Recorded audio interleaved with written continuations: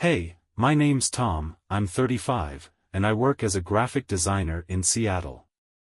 I've always been a pretty laid-back, easygoing guy focused on my career, enjoying the simple things in life. Or at least, that's how it used to be before everything went sideways that I met my wife, Rachel, about 9 years ago at a coffee shop downtown. I was sketching out ideas for a project, and she sat down at the table next to me with this huge, loud group of friends. I remember being annoyed at first because they were so loud, but then she made a joke that made me laugh, and that was it. She had this energy about her, funny, confident, the kind of person who lights up a room without even trying. We started talking that day, and by the end of the week, we were inseparable. Rachel had this magnetic personality. She could make friends anywhere, from the barista at our favorite coffee shop to strangers on the street.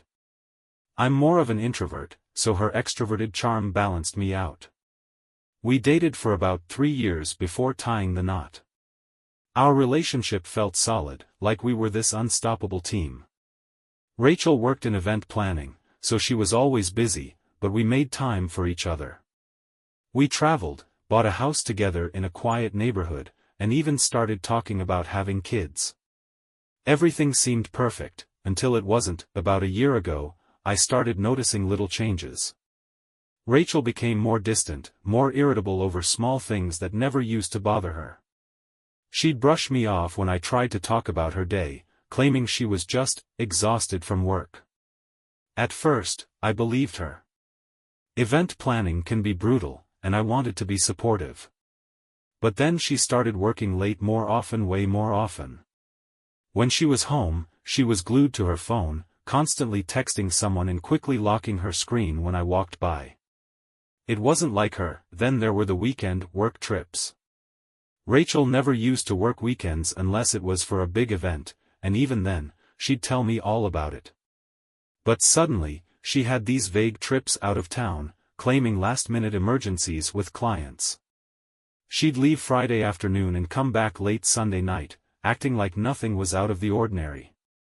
I wanted to believe her, but the gut feeling that something was wrong just wouldn't go away, and as much as I wanted to believe it was all in my head, the truth was about to hit me harder than I could have ever imagined. It all came to a head one random Tuesday, the kind of day that starts off so normal you'd never expect it to spiral into chaos. Rachel had left for another late meeting with a client, and I was home alone, trying to distract myself with a movie I'd seen a dozen times before. Halfway through, just as I was starting to convince myself I was being paranoid, there was a knock at the door. It was odd. We don't usually get visitors that late, and I wasn't expecting anyone. When I opened the door, there was no one there, just an envelope sitting on the doormat. No name, no return address, just Tom, scrawled across the front in messy handwriting. My heart was already pounding, but I tried to shake it off. Maybe it's a prank, I told myself. Or some weird neighbor thing. But deep down, I knew.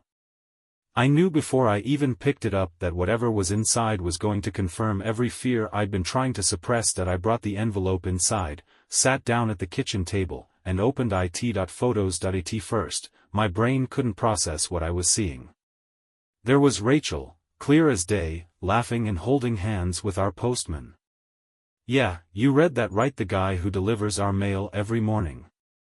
The same guy I waved to while grabbing the newspaper, the one who complimented my dog, the guy who smiled at me like everything was normal. In one of the photos, they were sitting at a park bench, sharing a coffee. In another, they were walking out of a motel, her arm looped through his like it was the most natural thing in the world. And then the one that really hit me, they were kissing. Not just a casual kiss, but the kind of kiss that screamed familiarity, intimacy. The kind of kiss she hadn't given me in months. My hands were shaking. I felt like the walls were closing in, the room spinning around me. How long had this been going on? Was it just the postman, or were there others? My mind was racing with 1,000 questions, none of which had comforting answers. I sat there for hours, staring at those photos, trying to make sense of it all. Every late night, every weekend trip, every weird excuse, it all clicked into place. The gut feeling I'd been ignoring for months wasn't paranoia. It was reality. When Rachel finally came home later that night, I was waiting for her, the photos spread out on the kitchen table like some kind of twisted exhibit. The second she saw them, her face went pale. But then, almost immediately, she recovered. Too quickly. Way too quickly. "Oh, this," she said, like I'd caught her leaving dirty dishes in the sink, not cheating on me. "It's not what it looks like, Tom. Not what it looks like." I felt the anger bubbling up, mixing with the heartbreak. But I didn't say anything. Not yet. I wanted to hear what kind of story she'd spin. Because the woman standing in front of me wasn't the Rachel I thought I knew. She wasn't even close. I stared at her, waiting for some kind of explanation, some admission, something that resembled honesty. But Rachel just stood there, arms crossed like she was the one who had been wronged. "It's not what it looks like," she repeated, her voice annoyingly calm that I couldn't believe what I was hearing. The photos were right there, hard evidence of her betrayal, and she was still trying to gaslight me. "Really?" I finally said, my voice colder than I expected. "Because it looks exactly like you've been sneaking around with the postman." Her eyes flicked to the photos on the table, and for a second, just a second, I saw a crack in her facade. But it was gone just as quickly as it appeared. She let out this exasperated sigh, like I was being dramatic for even bringing it up. "Tom, you're overreacting," she said, as if her words could magically erase the images burned into my brain. "It's not a big deal." Not a big deal? My head spun. Was I living in some alternate reality where cheating on your spouse wasn't a big deal? I could feel my heart pounding in my chest, my hands clenching into fists at my sides. "Not a big deal?" I echoed, my voice rising despite my best efforts to stay calm. "You've been sneaking around with the guy who delivers our mail, Rachel. How long has this been going on?" She rolled her eyes like I was some annoying coworker asking too many questions. "It's just been a few months," she said, waving her hand dismissively. "And it's not like it meant anything. A few months." I felt like I'd been punched in the stomach. This wasn't some fleeting mistake. This was deliberate, ongoing, and worst of all, she didn't even care. "It didn't mean anything?" I repeated, my voice shaking now, not from anger but from the sheer weight of betrayal. "Then why the hell did you keep doing it?" She shrugged, as if the answer was obvious. "Because you've been so distant, Tom. Always working late, always stressed out. I needed someone who actually paid attention to me." There it was. The classic deflection. Somehow, in her twisted version of events, I was to blame for her cheating. Because I worked hard? Because I tried to provide for us, that's your excuse? I shot back. "I've been working hard to build a life for us, Rachel. To give us a future. And your response is to hook up with the postman because you're bored?" She scoffed, brushing past me like the conversation was over. "Whatever, Tom. You're just mad because you got caught off guard. You've been so checked out lately, I figured you wouldn't even notice." Checked out. The words echoed in my head, but they didn't stick. Because I hadn't been checked out, I'd been trying. I'd been the one holding this relationship together while she was out playing house with someone else. That I watched as she grabbed a glass of water from the sink, acting like this was just another Tuesday night. Like her betrayal wasn't shattering the very foundation of our marriage. "I want you out," I said suddenly, the words spilling out before I could even process them. She froze, turning to face me with a smirk. "Oh, come on, Tom. Don't be ridiculous." "I'm not being ridiculous," I snapped. "You've been lying to me for months, Rachel. I don't even know who you are anymore. So yeah, I want you out. Now." For a moment, I thought she'd argue. That she'd fight to stay, maybe even fake an apology. But instead, she just laughed. Laughed. Like this was all some big joke. "Fine," she said, setting down her glass. "But don't expect me to sit around feeling bad for you." I didn't respond. I was done. Done listening to her lies, done trying to understand how the woman I loved had turned into a stranger. I grabbed her keys from the counter and tossed them toward the door. "You've got 10 minutes, I said quietly. "Then I'm locking the door behind you." She didn't say another word. She just grabbed her bag, scooped up her phone, and walked out the door without looking back. When the door finally clicked shut, the silence was deafening. I stood there, staring at the empty space where she'd been, feeling the weight of everything crash down on me. The anger, the betrayal, the heartbreak, it all hit at once, but underneath it all, there was something else: relief, because the lies were over.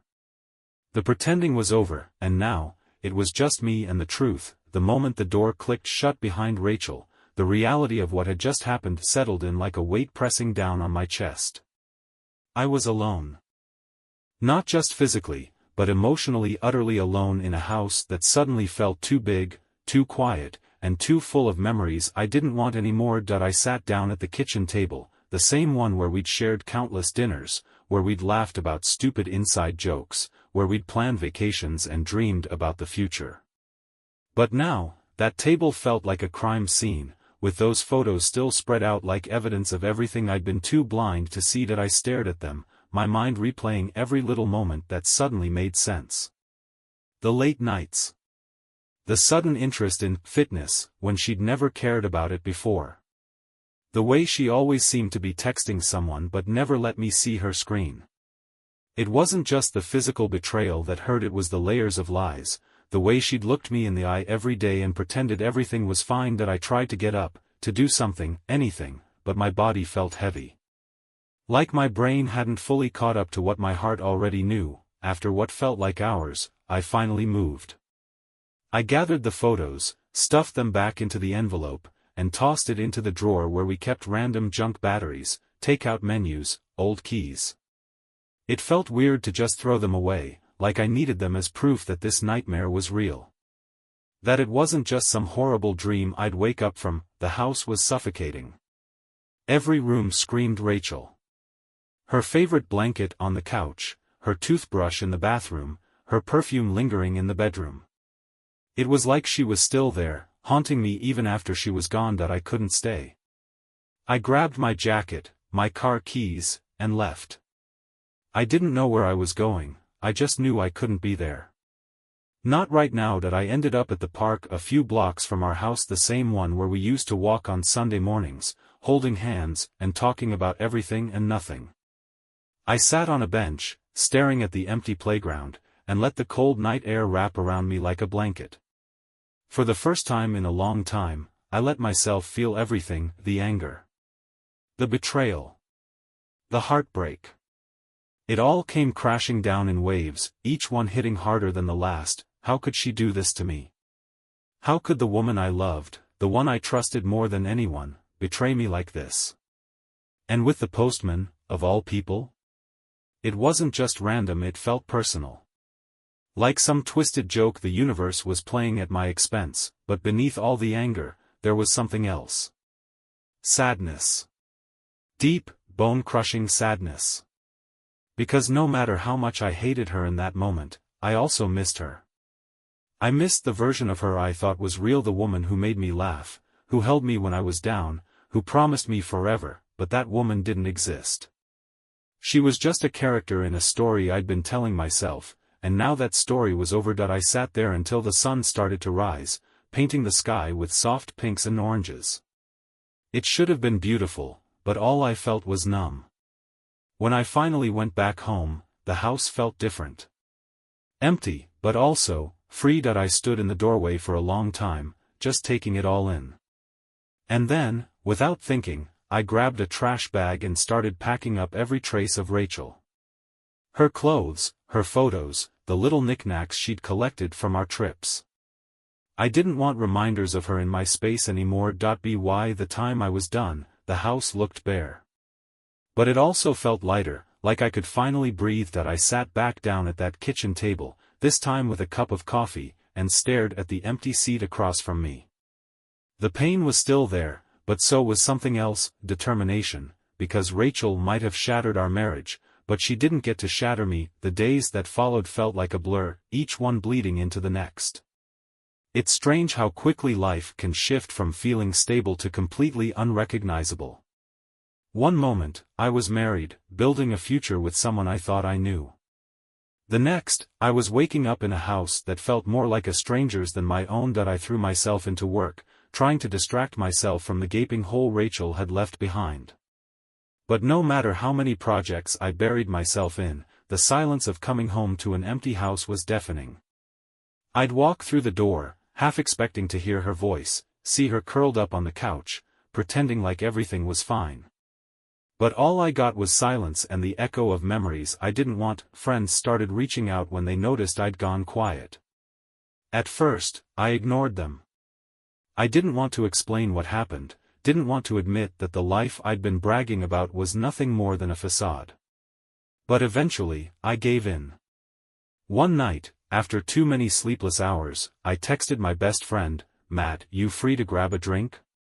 He responded immediately, like he'd been waiting for me to finally reach out. We met at our usual spot, a little dive bar downtown where the lights were dim, and the bartender knew us by name. The moment I sat down, Matt didn't even ask. He just ordered 2 beers and waited, and that's when it all came out. I told him everything. The photos, the confrontation, Rachel's ridiculous excuses, and the gut-wrenching realization that the woman I loved had been lying to me for months. It felt like ripping off a band-aid that had been festering underneath, but with every word, I felt lighter. Matt just listened, his jaw tightening with every detail. When I finally finished, he shook his head, disbelief etched across his face. "Man, I don't even know what to say," he muttered, taking a long sip of his beer. "But you didn't deserve that. She's a complete idiot for throwing away what you had." Hearing someone else say it out loud hit differently. It wasn't just me feeling the betrayal now, it was real, validated, and undeniable. Over the next few weeks, I started to piece my life back together, one day at a time. I filed for divorce, a process that felt both surreal and liberating. Rachel didn't fight it. She signed the papers like it was just another task on her to-do list. No remorse. No apologies. Just signatures that I sold the house. There was no way I could keep living in a place that felt haunted by what we'd lost. I found a new apartment across town, smaller, simpler, but it felt like mine. No shared memories, no echoes of a broken marriage. Just a fresh start. I also cut ties with the postman. Obviously. I transferred our mail to a nearby post office, just to avoid the possibility of running into him. It felt petty, maybe, but I didn't care. I deserved that much. But even with all the changes, the healing wasn't linear. There were days when I felt like I was finally moving forward, and then there were days when the weight of it all pulled me back down. I'd see a couple holding hands on the street, and it would hit me like a punch to the gut. I'd hear a song we used to love, and suddenly I was back in that kitchen, staring at those photos all over again. But through it all, there was a quiet strength building inside me. I'd been shattered, yes, but I was also rebuilding. And each day, each step forward, was proof that I could survive this point. One night, as I sat on my new balcony, looking out over the city lights, I realized something important. Rachel may have broken my heart, but she didn't break me. It's funny how time doesn't stop when your world falls apart. The sun still rises, people still go to work, the world keeps spinning like nothing happened. But inside, you feel like everything's frozen, stuck in this weird limbo between what was and what's supposed to come next. That's where I was, caught in this strange, heavy fog of trying to figure out who I was without Rachel. Moving into the new apartment was a fresh start, but it didn't erase everything. The first night alone in that space hit me harder than I expected. I thought I'd feel liberated, like I could finally breathe without her presence weighing me down. But instead, it was just quiet. Not peaceful quiet, but the kind of quiet that echoes in your head, reminding you of everything you lost. The walls were bare, the furniture sparse, and the bed felt way too big for just me. I stared at the ceiling for hours that night, replaying every moment of our relationship, trying to pinpoint when it all started falling apart. Was it the late nights? The distant conversations? The way she'd stopped kissing me like she meant it? The more I thought about it, the more I realized the signs had been there all along. I just didn't want to see them, but wallowing wasn't going to fix anything. So, I made a decision: if I was going to move forward, I needed to start living for myself again. Not for Rachel, not for the idea of what our life could have been, but for me. I started small. I signed up for a gym membership not because I wanted to get back at Rachel or show her what she lost, but because I needed to feel strong again, both physically and mentally. Every drop of sweat felt like I was purging the anger and betrayal from my system. I pushed myself harder than I ever had before, and with each workout, the weight on my chest felt a little lighter. I also reconnected with friends I hadn't seen in years. Rachel had a way of making our social life revolve around her friends, her plans. Somewhere along the way, I lost touch with the people who knew me before I was part of a we. Matt was a constant, but there were others: old college buddies, coworkers I used to grab drinks with after hours, even my family, who I'd unintentionally distanced myself from because Rachel always found an excuse to avoid family gatherings. One Friday night, Matt dragged me out to a bar downtown. It wasn't our usual spot, but he insisted I needed a change of scenery. I wasn't thrilled about it. Socializing felt like climbing a mountain I wasn't ready for, but I went anyway. The place was packed, the kind of crowded that made it impossible to hear your own thoughts. But maybe that's what I needed. A night where the noise outside drowned out the noise inside my head. We found a spot near the bar, ordered drinks, and just existed. No heavy conversations, no rehashing the past, just two guys trying to remember what life was like before everything went to hell. That's when she walked in. I wasn't looking for anything or anyone, but there was something about her that caught my eye. She wasn't overly done up like most of the people in the bar. Just jeans, a simple top, and this effortless confidence that made her stand out in a room full of people trying too hard. Matt noticed me glancing her way and nudged me with his elbow. "Go talk to her." I shook my head, laughing. "Nah, I'm good." But he wasn't having it. "Come on, man. You've been hiding in that apartment for months. What's the worst that could happen?" The worst had already happened. But maybe that was the point. What did I have to lose? So, I did it. I walked over, heart pounding like I was back in high school. She was standing near the jukebox, scrolling through the song list with a drink in her hand. I tapped her lightly on the shoulder, and when she turned around, I almost forgot how to speak. "Hey," I managed, feeling more awkward than I had in years. "Any chance you're picking something that isn't terrible?" She laughed, a real, genuine laugh that didn't feel forced or fake. "I make no promises," she said, flashing me a grin. "But I'll take requests if you've got better taste." We started talking, and before I knew it, hours had passed. It wasn't flirty or forced. It was just easy. Her name was Emma. She was a photographer, recently moved to the city for work, and had this laid-back vibe that made it feel like we'd known each other forever. I didn't bring up Rachel, didn't mention the divorce, didn't dive into the mess that had been my life for the past year. For the first time in what felt like forever, I was just me, no baggage, no past, just present. When the night ended, she scribbled her number on a napkin and handed it to me. "In case you want to hear more questionable music choices," she said with a wink. I went home that night feeling something I hadn't felt in a long time. Hope it wasn't about moving on or replacing Rachel. It wasn't even about Emma, really. It was about realizing that life wasn't over just because one chapter ended.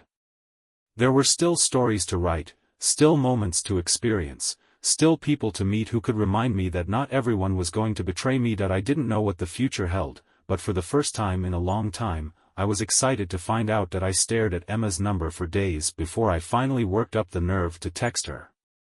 It wasn't that I wasn't interested, it was that I wasn't sure if I was ready. The thought of putting myself out there again felt like standing on the edge of a cliff, unsure if the ground beneath me would hold or if I'd fall flat on my face. But the more I thought about it, the more I realized something. I didn't need to have everything figured out to take a chance. So, I sent a simple text, "Hey, it's Tom from the bar. I promise I've got better taste in music than you. Want to test that theory over coffee?" She replied almost instantly, "Only if you're prepared to be proven wrong." Saturday at 10? That Saturday, I met her at a little cafe downtown, the kind of place with mismatched furniture and chalkboard menus. I expected it to feel awkward, like a first date after a breakup usually does, but with Emma, it didn't. We talked for hours about everything and nothing. She told me about her photography projects, her travels, and her love for capturing the small, unnoticed details of life. I found myself opening up more than I expected, sharing pieces of my story without diving into the heavy stuff. There was no pressure, no expectations. Just two people enjoying each other's company. It felt natural, like breathing after holding my breath for too long. As the weeks went by, Emma and I continued to see each other. It wasn't some whirlwind romance that swept me off my feet. It was slow, steady, and real. She became a constant in my life, not because I needed her to fill a void, but because I genuinely enjoyed being around her. She made me laugh, challenged me, and reminded me that not all relationships were doomed to end in betrayal, but even as things with Emma were going well, the shadows of my past lingered. There were moments when I'd catch myself pulling back, afraid to get too close, too invested. The fear of being hurt again was like a scar that hadn't fully healed. But Emma noticed. She never pushed, never demanded more than I was ready to give. She just understood. One evening, after a quiet dinner at her place, we were sitting on her balcony, watching the city lights flicker against the night sky. The air was cool, and the silence between us felt comfortable, not heavy. "You know," Emma said softly, breaking the silence, "you don't have to carry it all by yourself." I glanced at her, surprised by the sudden shift in conversation. "Carry what?" She gave me a look, the kind that sees right through you. "Whatever it is you're still holding on to. You don't have to tell me if you're not ready. But you don't have to shoulder it alone." Her words hit me harder than I expected. I'd been so focused on moving forward, on proving to myself that I was over Rachel, that I hadn't really dealt with the weight of what happened. I thought burying it would make it disappear, but all it did was leave it simmering beneath the surface. So, I told her. Everything. About Rachel, the affair, the photos, the confrontation. I laid it all out, expecting to feel exposed, vulnerable. But instead, I felt free. Like speaking it out loud finally loosened the grip it had on me. When I finished, Emma didn't say anything right away. She just reached over, took my hand in hers, and gave it a gentle squeeze. "I'm sorry you went through that," she said quietly. "But I'm glad you're here now." That was the thing about Emma. She didn't see me as broken. She saw me as someone who'd been through hell and came out stronger on the other side. And in that moment, I realized I wasn't just surviving anymore. I was living. Really living. But life had one more twist in store for me. A few weeks later, as I was grabbing my mail from the new post office, because yes, I still refused to risk running into our old postman, I saw an envelope addressed in familiar handwriting. It was from Rachel. For a moment, I considered tossing it in the trash without even opening it. But curiosity got the better of me. I opened the envelope right there in the parking lot. "Tom, I know I'm probably the last person you want to hear from, and I don't blame you. I just wanted to say I'm sorry. For everything. I handled things terribly, and I regret the way I hurt you. I don't expect forgiveness, but I needed you to know I've been thinking about what I did and how much I messed up. I hope you're doing well, Rachel." I stood there, reading and rereading the letter, waiting for the anger to bubble up, for the bitterness to return, but it didn't. There was no anger. No sadness. Just indifference. Rachel's apology didn't matter anymore. I didn't need it. Because I'd moved on, not just from her, but from the pain she caused. I folded the letter, tucked it back in the envelope, and tossed it into the nearest trash can. When I got home that evening, Emma was there, flipping through one of her photography books, her hair pulled up in a messy bun. She looked up when I walked in, and without saying a word, she knew something had shifted. "You good?" she asked, her eyes soft but curious. I nodded, a genuine smile spreading across my face. "Yeah. I'm really good." And I was. Because the past no longer had a hold on me. I wasn't defined by Rachel's betrayal or the pain it caused.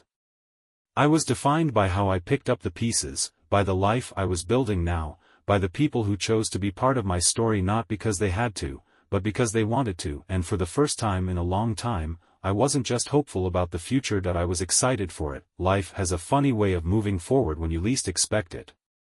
One day you're drowning in heartbreak, convinced you'll never find your footing again, and the next, you're standing on solid ground, wondering how you ever doubted yourself. That's where I was standing in a life I had rebuilt from the ashes of betrayal, realizing that the worst thing that ever happened to me had somehow led to the best version of myself. Things with Emma had settled into this beautiful rhythm.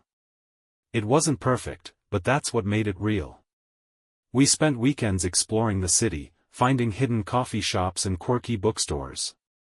She'd drag me to art galleries, and I'd convince her to join me on spontaneous road trips. We were different in so many ways, but somehow, we fit together perfectly. One night, after an evening of wine and laughter on her balcony, she turned to me with a thoughtful look in her eyes. "Do you ever think about what your life would have been like if none of that had happened with Rachel?" she asked gently. I thought about it for a moment. There was a time when I couldn't stop thinking about it, when the what-ifs haunted me more than the actual betrayal. But now?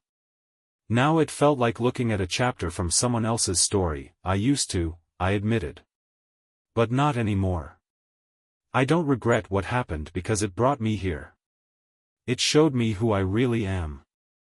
Emma smiled, reaching over to intertwine her fingers with mine. "You're stronger than you give yourself credit for, you know." And maybe she was right. Because the man sitting there with her wasn't the same man who had once been blindsided by a betrayal he never saw coming. I was stronger. Wiser. More in tune with what I deserved. But life wasn't done throwing curveballs. A few weeks later, while grabbing coffee before work, I saw him. The postman. The guy who unknowingly, or maybe knowingly, blew up my marriage.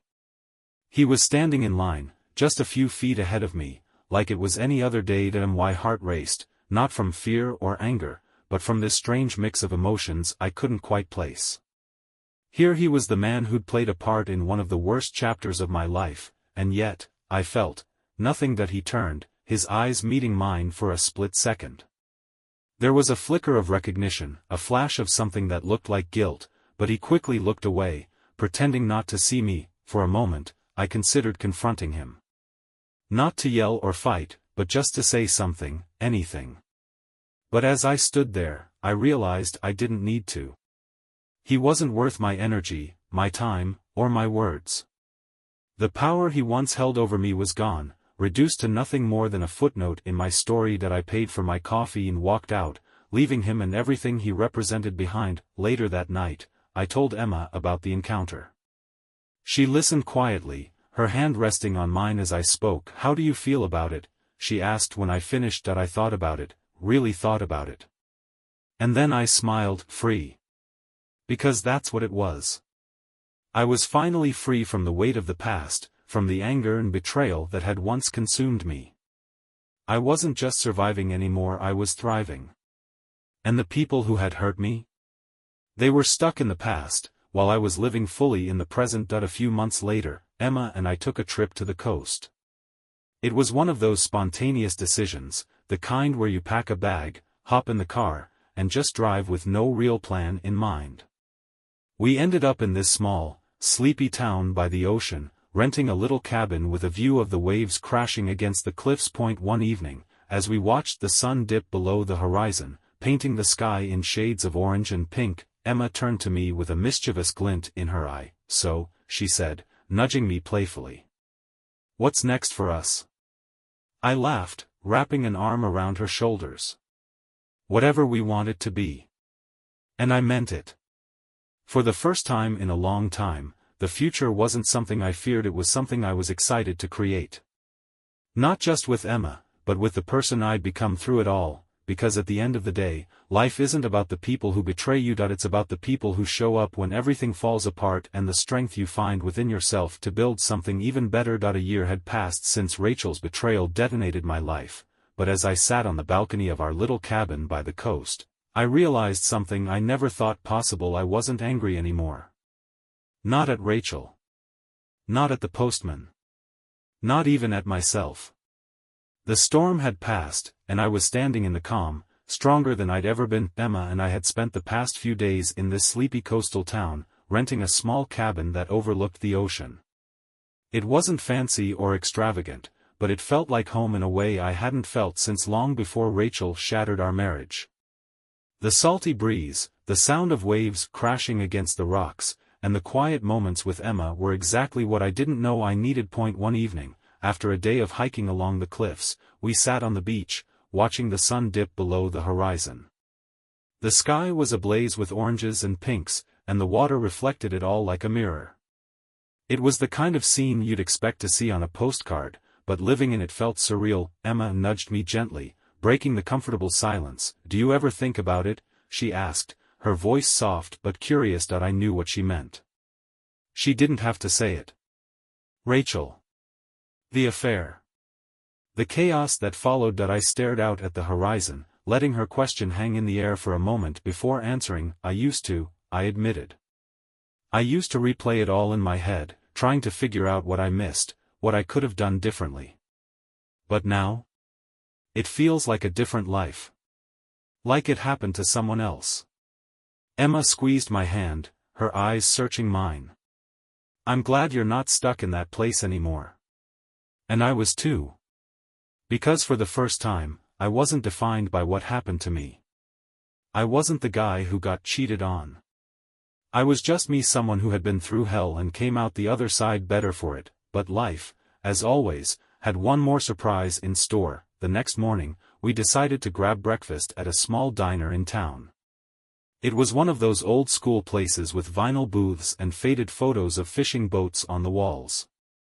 The kind of spot where everyone knew each other and the waitress called you honey, no matter who you were. We were halfway through our pancakes when the bell above the door jingled, and in walked Rachel. I nearly choked on my coffee. Of all the places, of all the diners in all the towns, she had to walk into this one. She didn't see me at first. She was with a guy I didn't recognize, tall, clean-cut, the opposite of the postman. They laughed as they slid into a booth near the window, oblivious to the fact that she was sitting just a few feet away from her ex-husband. My heart pounded, but not from anger. It was this strange mix of disbelief and curiosity. I hadn't seen Rachel since the divorce was finalized. We hadn't spoken since that letter she sent, the one I never responded to. And now, here she was, living her life like I was just another chapter she'd closed. Emma must have noticed the shift in my energy because she leaned in, her voice low and steady. "Is that her?" I nodded, my eyes still on Rachel. "Yeah. That's her." Emma didn't say anything more. She didn't need to. She just placed her hand over mine, grounding me in the present, reminding me that whatever was sitting a few feet away from us didn't matter. But here's the thing, I thought I'd feel something. Anger. Sadness. Bitterness. But instead, all I felt was indifference. She was just another person in a crowded diner, her presence no more significant than the old man reading the newspaper at the counter. We finished our breakfast, paid the bill, and walked out without so much as a glance back. Later that evening, as we sat on the balcony, the sound of the ocean filling the space between us, Emma broke the silence. "You okay?" I nodded, a genuine smile tugging at the corners of my mouth. "Yeah. I'm more than okay." And I meant it. Seeing Rachel didn't reopen old wounds. It didn't bring back the pain or the betrayal. It just confirmed what I already knew. I was over it. Completely. She was a part of my past, a chapter in my story, but that's all she was. A chapter. And I'd moved on to better things, better people, and a better version of myself. Emma leaned her head on my shoulder, and we sat there, watching the stars appear one by one in the night sky. I realized then that life isn't about the people who hurt you. It's about the people who show up when everything falls apart and stay when you start putting the pieces back together. And as the waves crashed against the shore below, I knew one thing for sure: I wasn't just surviving anymore. I was thriving. And no betrayal, no heartbreak, could ever take that away from me.